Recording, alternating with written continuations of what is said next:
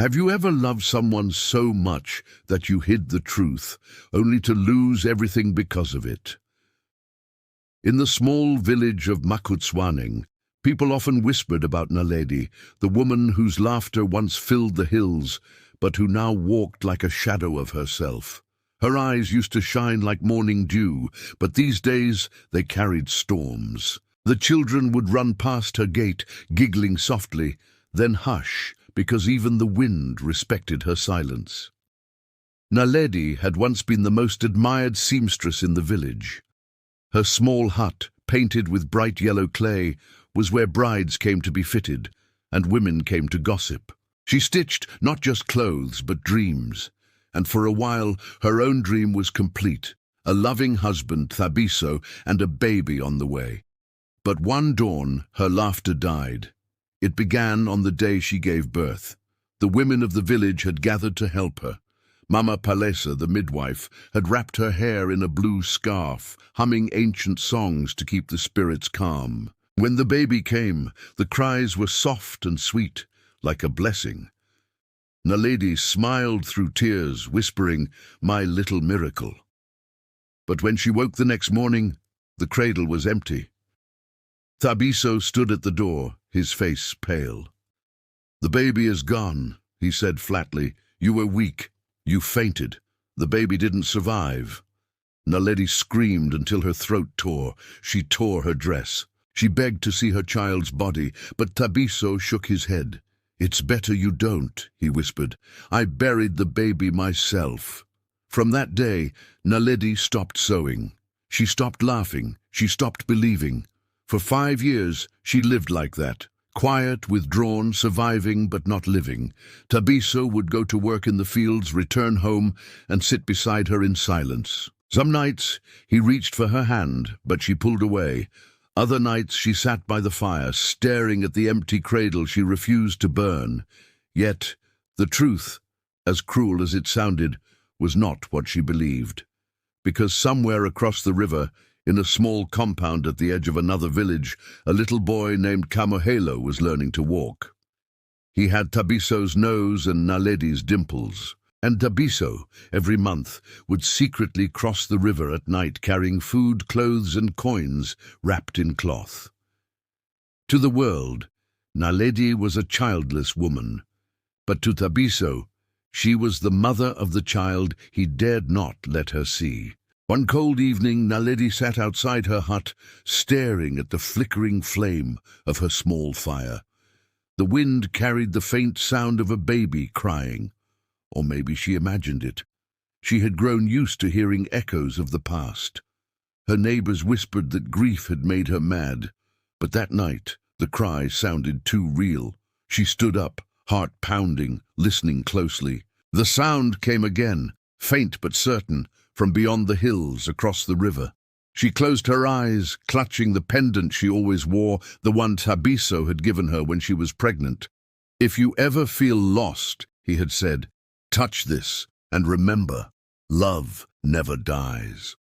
She hadn't touched it in years, but that night she did. When Thabiso came home later covered in dust, she looked at him carefully.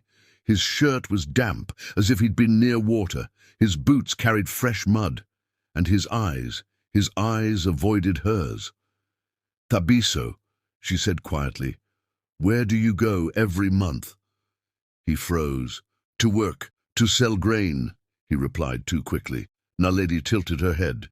"The market is this side of the river. Why do your boots carry mud from the other?" Thabiso's lips trembled. "You're imagining things, Naledi. You need rest." That night he held her, for the first time in months, but she could feel the guilt in his heartbeat. When morning came, she followed him. Quietly, barefoot, she trailed him through the bushes, heart thundering in her chest. He carried a bundle wrapped in cloth. He crossed the shallow part of the river, where reeds grew tall, and disappeared among the trees. Naledi followed. Through the tall grass, she saw it, a small homestead, smoke rising from a cooking fire, a woman, old, frail, stirring a pot, and beside her a little boy, laughing and chasing a chicken. Naledi's breath caught. She knew those dimples, that small gap between his teeth, that innocent laugh she had heard in her dreams. It was him, her baby, her Kamohelo. The world tilted. She stumbled back, pressing a hand to her mouth to stop the scream. The truth stabbed deeper than any knife. Her child was alive, and Thabiso had hidden him. She waited until nightfall, trembling in the shadows, watching Thabiso kiss the child on the forehead before he left. The old woman took the boy inside.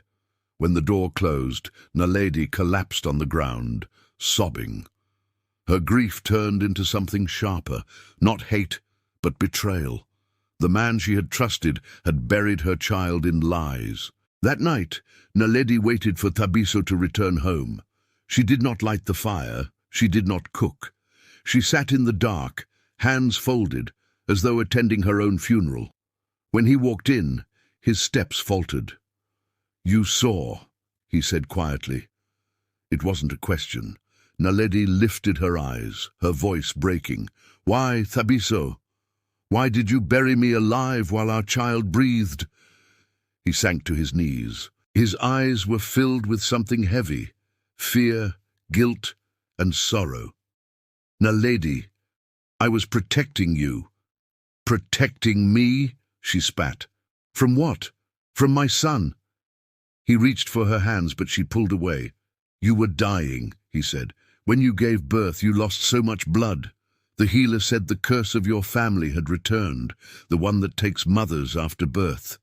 Mama Palesa said, if you saw the baby, you would not survive." Naledi's voice cracked. "So you let me mourn him for 5 years." Thabiso wept. "I thought I would bring him back when you were strong enough. But then you stopped smiling. You stopped believing in life. I didn't know how to undo it."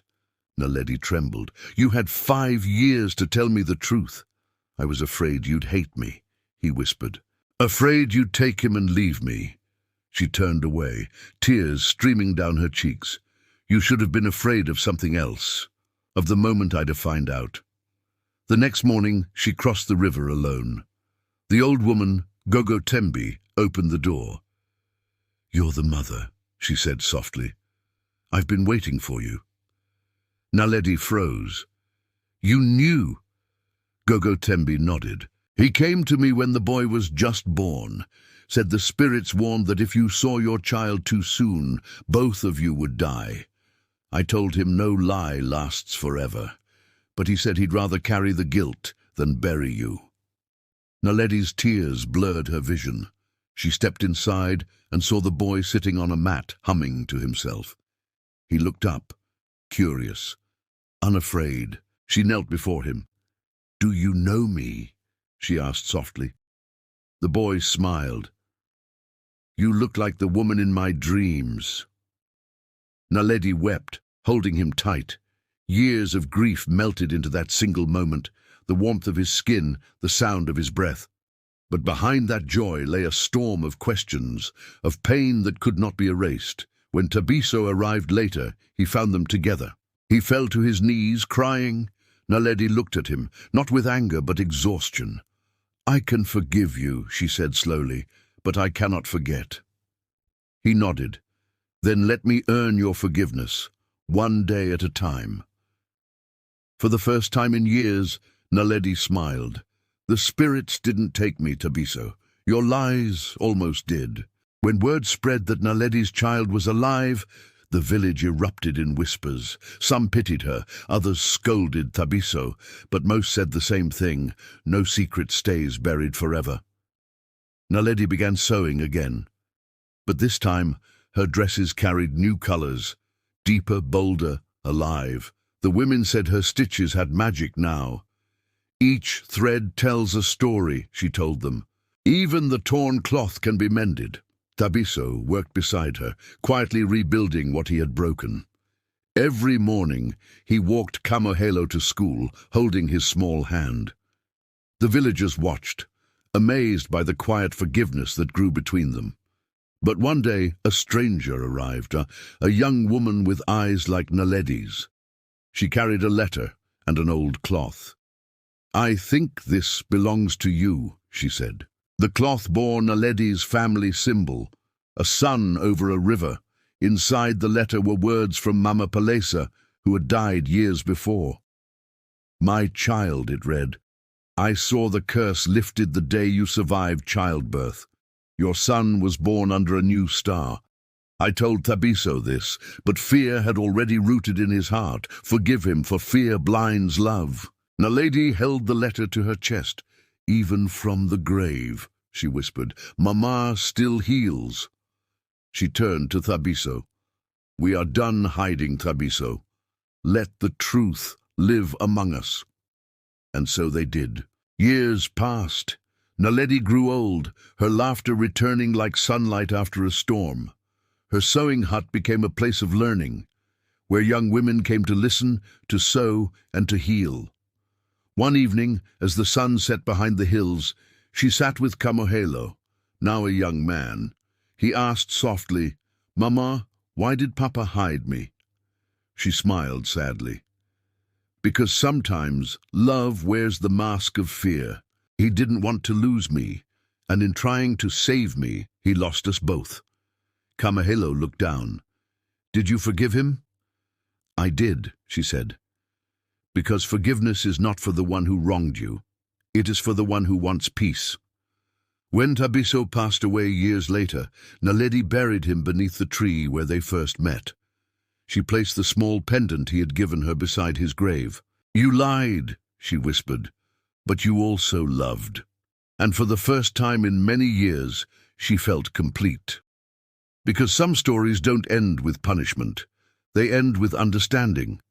If this story touched your heart, don't scroll away. Like, comment, and subscribe to my channel for more African folk tales that heal, teach, and reveal the hidden truths of our hearts. Tell me in the comments, would you forgive Thabiso?